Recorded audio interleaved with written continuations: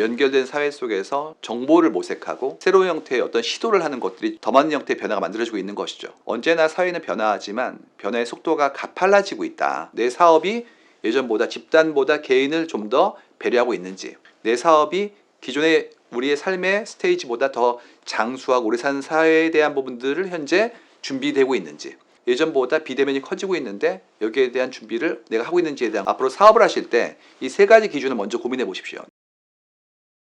네, 안녕하세요. 송길렁입니다. 저는 여러분들이 남기신 흔적을 모아서 그 안에 있는 패턴을 보고 사람들의 마음을 읽는 일을 하고 있습니다. 저희가 계속해서 데이터를 축적하고 그 다음에 변화에 대한 부분들을 계측해 오면서 여러 가지 사회 현상의 변화들을 이해할 수 있게 되었는데요. 최근에 있었던 일 자체가 워낙 전 지구적으로 큰 변화였기 때문에 거기에 따르는 변화의 진폭이 커지는 것을 이제 목도하고, 그를 기반으로 어떤 형태의 준비를 할 것인지에 대한 것들을 여러분에게 좀 알리는 일을 하고 있는 중입니다. 오늘은 그런 삶의 변화에 대한 것들을 좀 더 많이 바라보고요. 그를 기반으로 어떤 준비를 하실 수 있는지에 대한 것들을 한번 논의해 보도록 하겠습니다. 저희 회사 내부에 연구소가 운영되고 있는데요. 이름은 생활변화 관측소라는 연구소예요. 이제 여기서 생활의 변화를 계측하는 일을 하고 있는데요. 작년도, 그러니까 코로나가 처음에 돌아왔던 2020년도에 그 매달 내는 레포트인 생활변화 관측지에 있었던 내용들을 몇 가지 좀 보여드릴게요.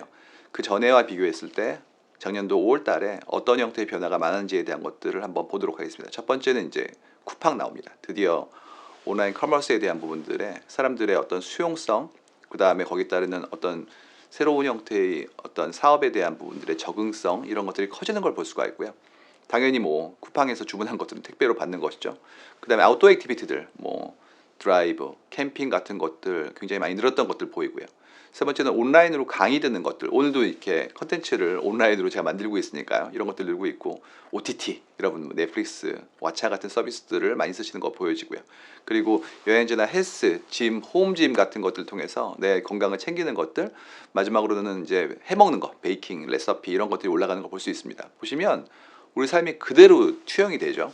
이런 부분들의 변화를 보시면, 아 그렇지, 나도 지금 현재 이런 사업을 하고 있는데 매출의 변화가 좀 눈에 보이기도 하고, 아 나 아는 분이 이런 형태의 어떤 샵을 만드셨는데 거기 따르는 어떤 사람들의 환영의 크기가 커지고 있는 것들 이해하실 수 있을 것 같아요.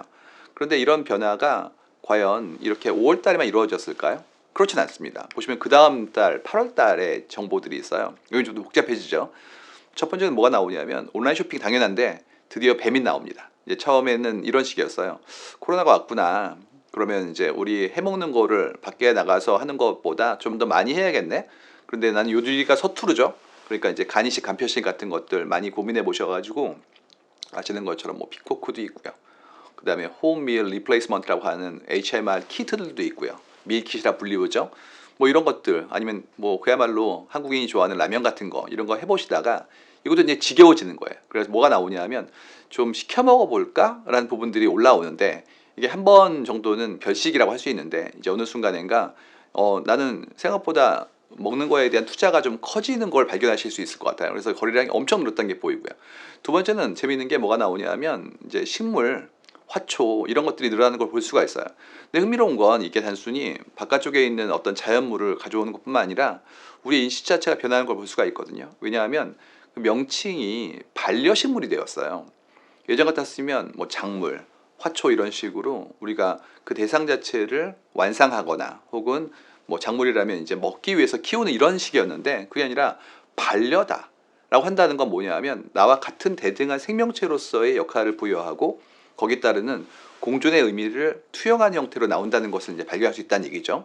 흥미롭죠. 왜 그러냐면, 그 반려라는 말 자체가 처음 나온 거는 뭐 시간이 좀 걸렸는데 처음엔 반려동물이었어요. 여러분 기억나십니까? 강아지, 뭐 개 이렇게 불리우던 친구들이 명칭이 바뀌었죠. 애완견이라고 불렀다가 그 다음에 반려견이라고 했다가, 저희 데이터에 최근에 우리 집 막내는 전부 다 강아지들이 나옵니다. 그러니까 이제는 식구가 된 거예요. 그러다 보면 이제 드는 생각이, 아 우리가 생각하는 대상에 대한 우리의 어떤 관심의 총량뿐만 아니라 위상이 바뀌었구나. 그럼 이제 어떤 사업이 올라오냐 하면, 최근에 이런 거 나옵니다. 반려견 임플란트 사업 같은 거 있고요. 그 다음에 제가 동물병원에 가서 여쭤본 거였는데, 대학 동물병원이었어요. 요즘 인기 있는 수술이 뭐냐고 그랬더니 노령견 백내장 수술이 굉장히 인기라고 하더라고요. 그 다음에 최근에 나왔던 뉴스 같은 경우에는 이제 드디어 반려견을 위한 치매 치료제 같은 것들, 연결된 보험 같은 것들, 이런 것들이 굉장히 활성화된 새로운 산업으로 이제 각광받기 시작했다. 그런 뉴스들도 나오는 거 본다면 예전보다 우리가 그 대상에 대해서 쓰는 관심의 크기, 존중의 어떤 높이, 이런 것들이 바뀐다는 걸 알 수 있어요. 흥미로운 건 뭐냐면 이런 형태의 조짐이 꽤 있었는데 우리에게는 다가올 때 시차가 있죠. 어떤 분들께서는 이미 그런 것들에 대한 어떤 니즈를 충분히 인식하시고 준비하신 분이 계시고요. 어떤 분은 아직도 글쎄 강아지나 고양이 혹은 반려식물이라고 불리우는 그런 대상에게 그 정도의 돈 써야 되는 거야? 의구심 있는 분도 계실 거예요. 이게 수용성 차이, 그다음에 민감도의 차이가 좀 달라지는 거거든요. 그래서 이런 부분들의 어떤 증거로서 명칭이 변하는 걸 보시면 우리가 이제는 시간이 되었구나. 그 다음에 내가 설명할 때도 이런 언어로 써야 되겠구나 라는 것들에 대해서도 이제 주의 깊게 사려 깊게 좀 더 배려할 수 있다라는 것들도 흥미로운 그런 얘기인 것 같습니다.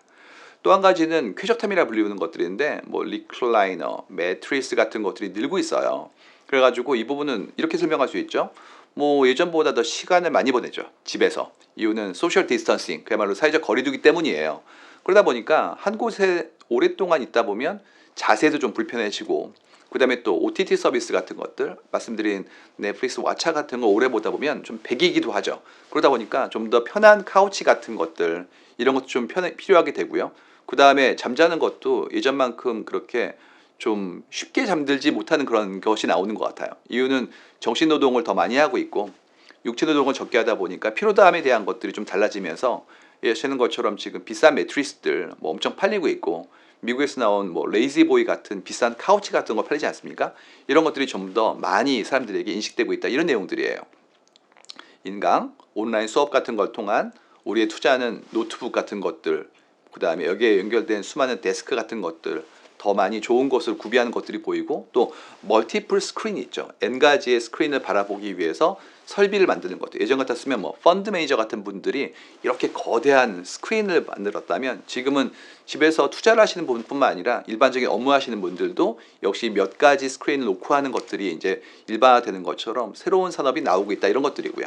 그리고 공간 쪽 커지고 있어요. 저희가 이제 이 부분은 좀 주의 있게 보고 있는데 예전보다 내 공간을 잘 꾸미고 싶어하는 어떤 욕심이 커지는 것이 보여집니다. 근데 그 부분은 사실상 활용성이랑도 같이 부딪혀서 상승작용을 만드는 경우도 있어요. 왜 그러냐면 집에 있거든요. 지금 집에서 하는 일 자체도 예전 같았으면 먹고 쉬고 그다음에 뭐 자고 뭐 이 정도였다면 지금은 공부도 하고 취미 활동도 있고 여러 가지의 새로운 형태의 부업도 해볼 수 있기 때문에 집에서의 어떤 기능이 많아지면서 여기에 대한 준비 같은 부분들이 만들어지기 시작하죠. 최근에 또 유튜브 만드시는 분들 같은 경우에는 집안에 스튜디오 만드는 경우도 있기 때문에 그만큼의 설비가 집안으로 들어온다면 그런 것들에 대한 새로운 수요가 늘고 있는 것도 충분히 유추해 볼 수가 있습니다. 그리고 건강 쪽은 8월이 되면 뭐가 올라오냐면요, 정신건강 얘기가 나오기 시작해요. 처음에는 이제 코로나를 견디기 위해서 내가 좀이라도 더 열심히 운동하고 그 다음에 건강을 챙기기 위한 면역력 이슈가 있기 때문에 영양제 챙겨 먹고 이런 부분이었는데, 장기화되니까 뭐 육체적 건강뿐만 아니라 정신 건강에 대한 부분도 역시 얘기하기 시작했고요. 마지막엔 해먹기 부분인데요. 이것도 이제 처음에는 간이식 간편식 다음에 뭐 베이킹 같은 거 시도해 보다가 지금은 그거보다 오븐, 뭐 쉽게는 에어프라이어처럼 좀 더 전문적으로 설비를 갖추고 그 이상의 취향으로서의 어떤 요리에 대한 기능을 내가 좀 더 탑재하기 위한 노력 같은 것들을 하는 투자가 만들어지는 것들도 볼 수가 있습니다. 흥미로운 건 이 하나하나가 산업이죠. 근데 그것보다 불과 3개월 사이에 바뀌었다는 거예요. 5월달만 하더라도 모두가 뭐였냐 하면 어려움이 생겼구나. 그러면 잘 노력해서 견뎌보자. 그러면 이렇게 어려움이 없어질 때까지 내가 안전할 수 있으니까 수준이었어요. 근데 8월이 되니까 쉽게 안 끝나겠네, 이제 이 모드로 갑니다. 그럼 어떻게 되냐면 적응하고 그 이상의 장기간에 걸친 어떤 싸움을 내가 이기기 위한 노력 자체를 경주하는 부분들이 보이는 거죠. 여러분, 제가 지금 이 동영상 찍고 있는 거는 8월이에요. 다시 1년이 흘렀습니다. 그러면 얼마나 바뀌었을 것 같습니까? 훨씬 더 많이 바뀌었습니다. 어려움을 겪고 국리를 하고 연결된 사회 속에서 정보를 모색하고 새로운 형태의 어떤 시도를 하는 것들이 축소되면서 더 많은 형태의 변화가 만들어지고 있는 것이죠. 그래서 언제나 사회는 변화하지만 변화의 속도가 가팔라지고 있다. 그렇다면 그만큼의 새로운 위기가 올 수도 있고 기회가 올 수 있기 때문에 변화에 대한 추이를 계속해서 계측하고 그를 기반으로 준비하는 작업들을 해야 되는구나라는 것이 제가 오늘 드리고 싶은 가장 큰 주제인 것 같아요. 여기에 연결된 부분들을 보시면 뭐 반려 같은 경우에 예전보다 수치상으로도 늘고 있는 것이 보이고 대상도 넓어지는 것들이 보여지죠. 그러면 이제 우리가 얘기했던 지금까지 산업의 전체 규모나 거기에 따르는 우리의 사려 깊은 배려의 종류가 사려 깊은 배려의 종류가 더 다변화되어야 되는구나라는 부분들 충분히 이해할 수 있을 거라고 저희는 믿어 의심치 않습니다. 이런 것도 보다 보면 드는 생각이 하다못해 품목 하나 결정할 때에도 정말 신경 써야 되는구나. 더 나아가서 설명할 때도 굉장히 여기에 대한 어떤 상대편의 입장을 고려해야 되는구나라는 부분들을 느낄 수가 있어요. 최근에 만들어졌던 그런 사료라고 불리우던 펫푸드 같은 경우에 휴먼 그레이드 펫푸드란 말이 있습니다. 그러니까 사람들이 먹는 것만큼 수준을 유지하고 있다라고 얘기해주는 그런 펫푸드가 사람들에게 안심을 주거든요. 이유는 식구니까요. 그렇기 때문에 똑같은 것도 예전 같았으면 뭐 건강해요. 아니면은 영양소가 들어있어요. 레벨의 설명이었다면 지금은 아니요. 사람이 먹는 것만큼 좋은 것을 줘요까지 설명할 수 있을 만큼의 배려가 포함된 문장들이 상대에게 도움을 준다면 내가 똑같은 내 상품을 판매할 때에도 어떤 눈높이에 맞출 것인가에 대한 부분들도 충분히 여러분들은 상상하실 수 있을 것 같아요. 이런 부분들의 변화를 계측해 보고 나면 이제 드는 생각은 우리 삶의 변화에 대한 것들을 이해할 수 있게 되니까 그만큼의 새로운 기회를 포착하거나 설명할 때 거기에 대한 어떤 해박함에 대한 걸 기반으로 나의 상품의 쓸모를 설명하는 작업들도 이루어질 수 있겠죠. 이런 작업들 좀 더 얘기해 보도록 하겠습니다. 아시는 것처럼 한국에 저희가 최근 10년 동안의 트렌드 변화를 보면 꾸준히 느는 것들이 몇 가지가 있는데 그중에 하나가 뭐냐 여행이에요. 지난 10년간 꾸준히 늘었습니다. 그래가지고 계속 이머징 마켓처럼 키워왔는데 증거로는 2019년도에 한국에 계신 분들이 해외에 나가셨던 총 명수가 물론 연명이죠. 3천만 명이 넘습니다. 그 정도로 엄청나게 큰 시장이었어요. 근데 뭐 아시는 것처럼 2019년도 이후부터는 지금까지 어렵죠. 그러다 보면 이제 그만큼의 소비가 다른 곳으로 흐르거든요. 이것을 멈춰서 소비하지 않을 수도 있지만 사람이란 그런 어떤 종류의 어떤 생명체는 그 이상의 것들에 대한 욕망을 가지는 경우도 있어요. 예를 들어서 이런 거죠. 나는 말이지 1년에 한두 번 정도는 해외에 나갔습니다. 그래서 그만큼의 예산이 있었어요. 근데 이걸 못 나가게 되면 그것을 저축할 수도 있지만 그만큼의 핑계가 생겼기 때문에 그 예산을 다른 곳에 쓰는 경우도 있습니다. 그래서 어느 경우에 나오냐면 여행 대신한 말이 있어요. 나 여행에 이 정도 비용을 썼는데 지금 못 나가니까 대신 이런 것들을 써야지라는 소비가 있는 게 있습니다. 미국에 계신 분들은 그것이 가구하고 자동차 같은 것들이었대요. 그래서 그만큼의 리벤지 쇼핑이라 불리우는 것들의 시장이 커진 것을 저희는 확인해 볼 수가 있었죠. 한국에서 저희가 썼던 방법은 뭐였냐면 여행 대신이라는 명시적인 표현에 대한 것들을 본 거예요. 어떤 게 나왔냐면 그게 세 가지인데 첫 번째가 자기관리입니다. 자기관리라는 것은 육체적인 능력, 정신적인 능력, 더 나아가서 취향에 대한 부분들을 이제 좀 더 고양하기 위해서 소비하는 거예요. 예를 들어서 내가 뭘 만들거나 뭐 홈짐이 될 수도 있고 아니면은 뭐 프라이빗 레슨을 받을 수도 있죠. 그 다음에 나의 취향을 높이는 작업들은 뭐 예술적 활동들, 나의 교양을 높이는 행위들에 대해서 내가 소비를 추출하는 것들 이런 것들도 포함되어 있고요. 그래서 나의 능력을 키우는 작업들, 내지된 가치를 키우는 작업들이 첫 번째고요.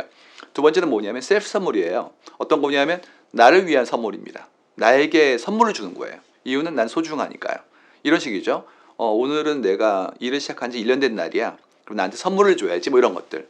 나의 취향에 대한 소비에 대한 것들을 정당화시키는 어떤 핑계가 될 수도 있고 명분이 될 수 있는 부분들입니다. 근데 재밌는 건 이때 주로 좀 브랜드가 있는 그런 상품들을 많이 구매를 하세요.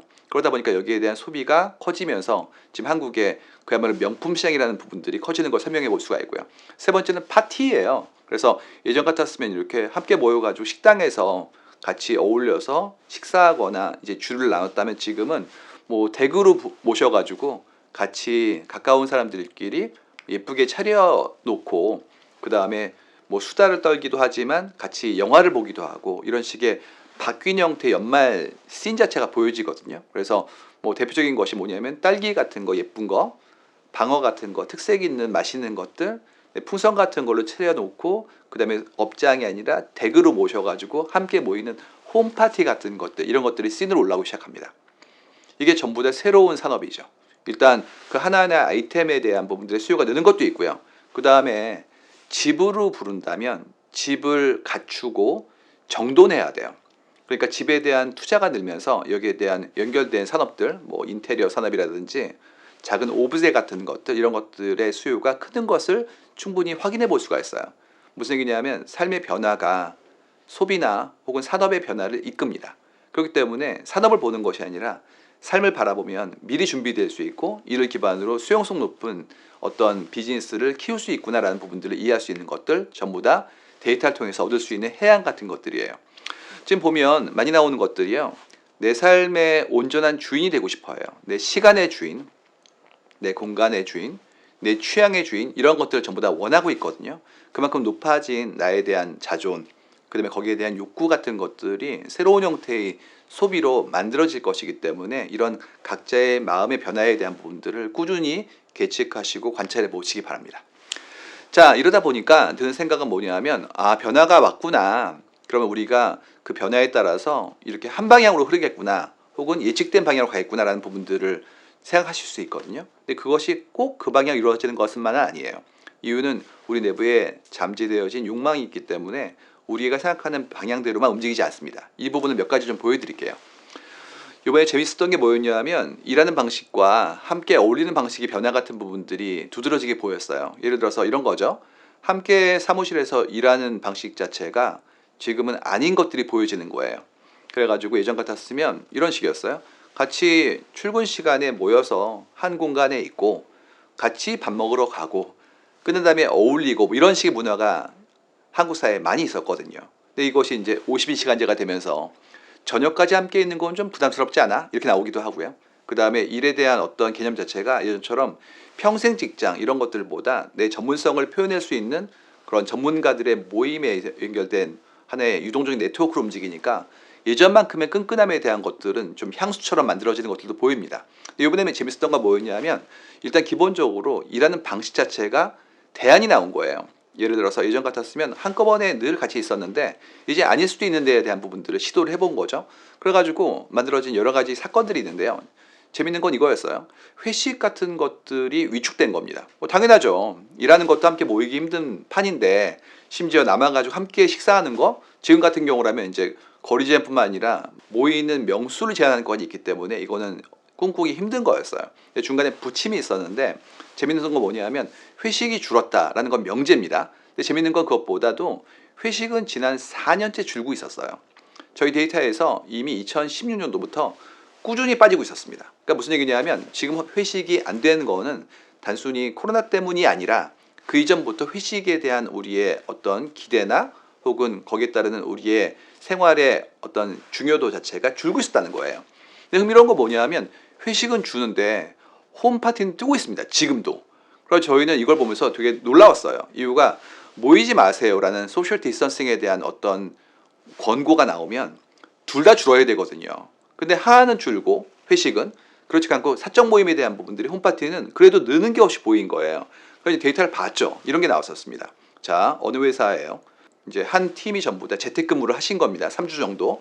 이제 오랜만에 모인 거예요. 팀장님께서 얘기하시죠. 3주 동안 얼굴 못 봐서 참 서운했고 그 다음에 보고 싶었어요. 그래서 3주간 힘들었죠? 말씀하신단 말이죠. 근데 팀원들은 어떤 분이 이렇게 얘기하세요. 안 힘들었는데요? 생각보다 집에서 일하는 건 나쁘지 않던데요? 이제 그 얘기를 말을 못하죠.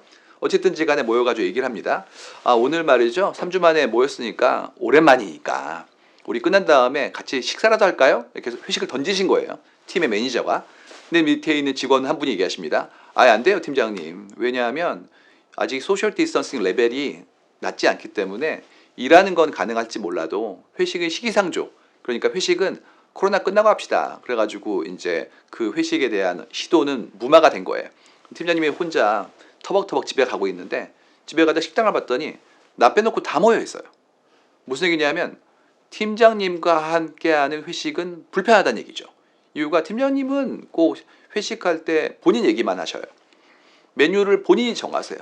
막 술을 강권하세요. 뭐 심지어 중간에 막 건배사 같은 거 시킵니다. 이상한 거 있죠.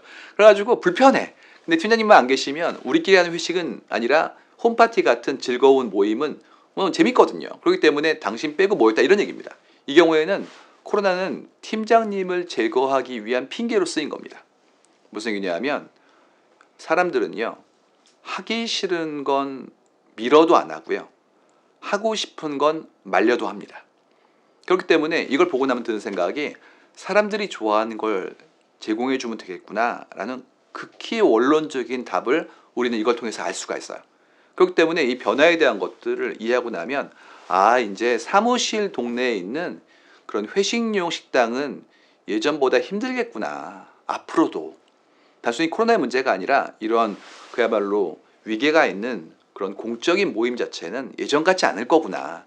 그렇다면 이제부터 뭐 어떻게 되냐면 그야말로 이런 거죠. 뭐 샤키테리아처럼 이렇게 안주 플레이트를 테이크아웃으로 가져가서 각자의 집에서 작게 우리끼리 파티하는 형태의 그런 전문점은 되겠구나라는 부분들을 이해할 수 있는 겁니다.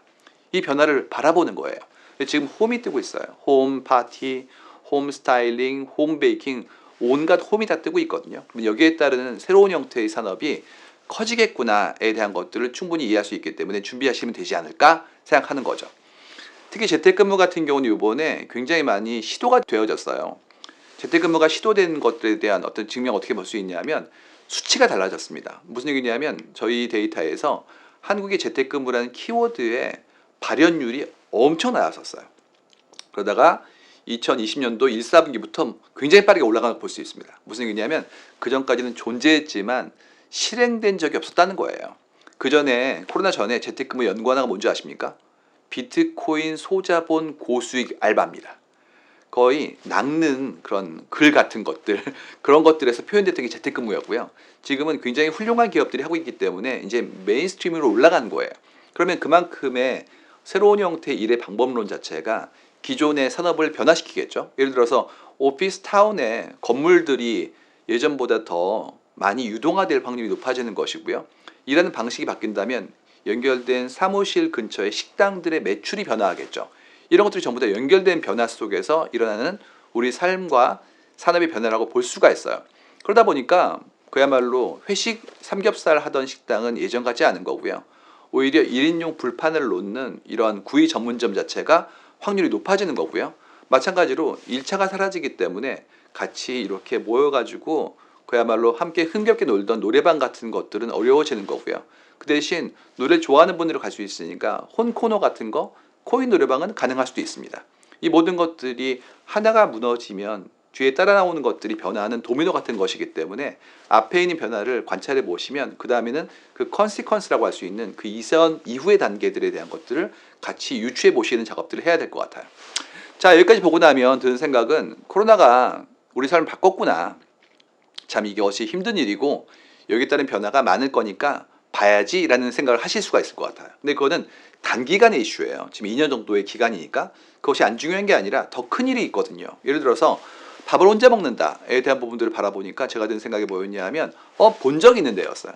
이거 데이터를 본 적이 있는 것 같아요. 저희가 이런 일을 20년 하다 보니까 이제 기시감이 들 때가 있거든요. 어떤 내용이냐면 이거였습니다. 10년 전에 월간지 기사였는데요. 뭐였냐 하면 신촌에 새로 식당이 생겼는데 이 식당이 참 신기해. 이유가 밥을 혼자 먹는 사람들이 오도록 만든 거야 라는 기사가 있었어요. 그래가지고 칸막이 있는 식당에서 혼자 한 그릇 식사를 하고 계신 분을 사진을 찍어가지고 한국에 이런 새로운 문화가 나오지 않을까에 대한 부분들의 그야말로 트렌디한 기사였습니다. 여러분 지금 보세요. 지금 이런 식당 많죠. 지금 이런 식당에는 칸막이가 없습니다. 이때만 하더라도 혼자 식사하는 것이 뻘쭘한 일이었기 때문에 시선 보호가 있었단 말이에요. 지금 그렇지가 않고 너무나 많은 분들이 하고 계시기 때문에 그냥 바형 식당이 너무 많고요. 이제는 옆에 있는 분들과 눈을 마주칠 일도 없고 마주치더라도 거기에 따른 불편함이 없는 사이로 가버린 거예요.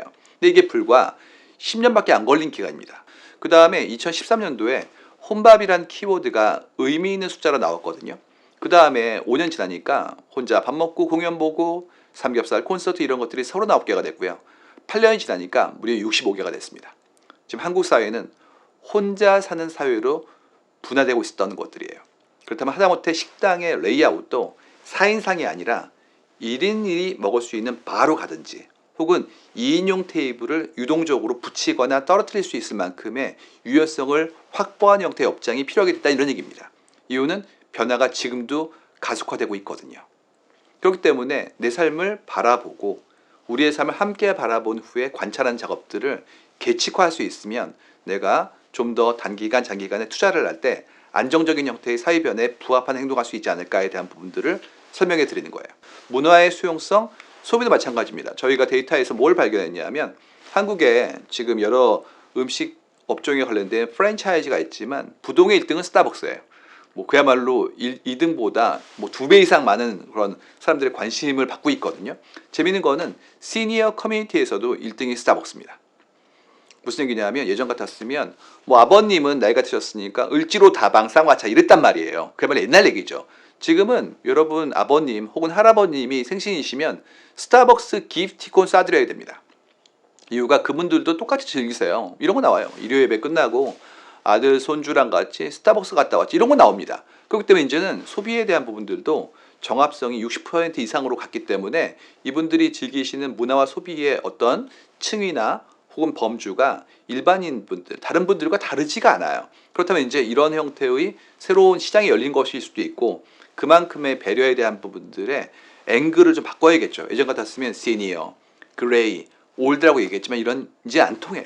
이분들이 젊으시고 건강하시기 때문에 그냥 어떻게 설명할 수 있냐면 이렇게 설명할 수 있겠죠. 그냥 건강에 대해서 관심이 좀 많으신 분들 아니면 경험이 많으신 분들 이 정도가 적합한 표현입니다. 그렇기 때문에 이런 언어 하나 그분들에게 권하는 상품 하나에 대한 부분들의 어떤 우리의 배려의 종류나 사례 기품에 대한 부분들도 더 신경 써야 된다. 이런 것들도 파인딩이에요. 세 번째는 무인인데요. 이제 오늘 가장 첨예한 이슈가 이 얘기입니다. 자, 무슨 얘기냐면 판매를 할 때 혹은 고객을 맞을 때 사람들이 하는 것들이 아닌 것들이 보여진다. 이런 형태의 변화예요. 그래서 제가 실제로 있었던 일인데 작년에 편의점 가가지고 물건을 샀단 말이에요. 점원 분께 가지고 가서 설명해 드린 거예요. 이거를 좀 계산해 주세요. 이렇게 얘기했더니 이렇게 얘기하시더라고요. 직접 하세요. 이렇게 얘기하신 거예요. 제가 점원이 계신데요. 그때 뭐라 했는지 아십니까? 이렇게 얘기했어요. 아, 담배나 술처럼 신분증 검사를 해야 되는 거는 제가 해드려야죠. 그게 아닌 걸 들고 오셨으면 하실 수 있잖아요. 그래서 제가 직접 했어요. 스캐너로. 무슨 얘기냐면 이제는 접점이 자동화되고 있는 겁니다. 여러분 뭐 키오스크도 많고 그런 식의 새로운 기술이 발달하고 있는 거죠. 이게 단순히 기술의 문제만 있는 거냐? 이제 아니라는 거예요. 왜 그러냐? 이런 게 나왔단 말이죠. 이게 이제 한 화장품 기업이 만들었던 그런 방법이었는데 들어갈 때 매장 입구에 바구니가 두 종류가 있어요. 왼쪽 바구니는 초록색인데요. 나 혼자 볼래요. 저번은 저한테 말 걸지 말아주세요. 오른쪽은 오렌지색 바구니였는데 이건 뭐냐면 난 저번의 도움을 언제나 환영합니다. 이런 얘기입니다. 그래가지고 초록색 바구니 들고 들어간 분한테는 저번이 말을 거실 수가 없어요. 이유는 나 혼자 하고 싶으니까요. 무슨 얘기냐면 접점을 제한하고 싶은 거예요. 예전에 뭐였냐면 살갑게 얘기하고 같이 떠들고 이런 것들을 좋아하시는 분들이 많아졌다. 혹은 그걸 방법 자체가 상행에 중요한 거였다라고 한다면 지금은 그냥 혼자 볼 건데요. 극단적으로 가면 아마존 고처럼 아예 아무도 없는 무인에 대한 부분들의 우리의 니즈가 커지고 있구나 이런 부분들이에요. 뭐 인형 뽑기 방, 세계 과자 할인점, 그 다음에 아이스크림 전문점처럼 동네 상권에 무인 가게들이 늘고 있죠. 여긴 두 가지 이유가 있어요. 첫 번째는 뭐냐면 플랫폼 사업자가 커지고 있기 때문에 동네 상권이 더 이상 유효하지 않은 거예요. 예를 들어서 예전에 동네에는 뭐가 있었냐면 슈퍼마켓. 근데 지금 뭐가 있습니까? 뭐 쿠팡 있죠. 그 다음에 또 딜리버리 해주는 그런 서비스들이 막 붙기 시작했죠. 그 다음에 세탁소 같은 거, 뭐 세탁 특공대 이런 식으로 온갖 종류의 그런 로컬 비즈니스가 이제는 플랫폼화 되는 것들이 보여진단 말이죠. 두 번째는 뭐냐면 인건비가 늘고 있죠. 당연히 분배에 대한 부분들의 어떤 기준이 올라가는 건 당연한 일이기 때문에 GDP가 올라가고 있고 그 다음에 거기에 따른 배려가 있어야 되니까요. 근데 문제는 그걸 감당할 수 없을 만큼 이렇게 이익이 적은 상점 같은 경우에는 그만큼의 이익을 낼 수 없기 때문에라도 자동화시키고 싶은 욕망이 생기는 거죠. 그러다 보니까 이제는 동네에 있는 온갖 상점들이 무인으로 바뀌고 있는 중이에요.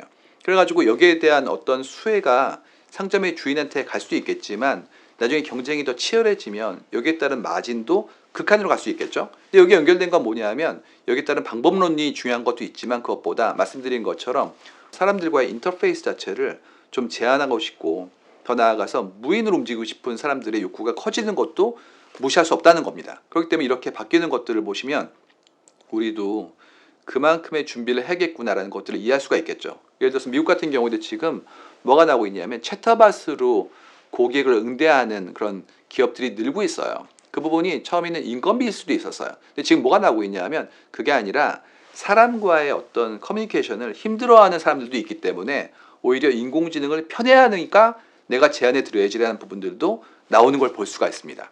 이게 뭐냐, 인터페이스에 대한 부분들에 우리의 생각이 변화하고 있는 거예요. 저희가 2016년도에 음식 배달 서비스에 대한 것들을 분석한 적이 있었어요. 그때는 초창기였기 때문에 사람들이 이 방법들을 처음 써보는 거였죠. 근데 흥미로웠던 게 뭐였냐면 이게 나오더라고요. 전화보다 편한데요? 이게 나온 거예요. 저는 이해가 안 됐습니다. 전 전화가 편했거든요. 그냥 전화해가지고 중국집이죠? 자장면 2개요. 이러면 이제 금방 주시는데 이거는 메뉴 고르고 결제하고 주소 넣고 다 해야 되잖아요. 그래가지고 번거로운데요 그랬더니 뭐가 나왔냐, 이런 게 나왔습니다. 전 전화가 힘들어요. 난 전화가 어려워서 전화할 때 긴장해요. 이런 거 나왔고요. 전화를 주문할 때 잘 못하니까 메뉴, 주소 다 쓴 다음에 읽어요. 이런 분들이 나온 거예요. 그래가지고 아, 사람들이 이제 전화를 힘들어하는 사람들이 생기는구나 라는 것을 알게 된 거죠. 이게 바로 뭐냐면 전화 공포증이라는 단어입니다. 그러다 보니까 이분들의 특징이 뭐냐면 오히려 채팅 같은 거는 편애하시는데 그렇지가 않고 목소리로 얘기하는 부분들을 굉장히 주저하셔서 여기에 따른 밈이 있어요. 외국 밈인데요. 이런 겁니다. 쉴 때 심장은 가만히 있고요.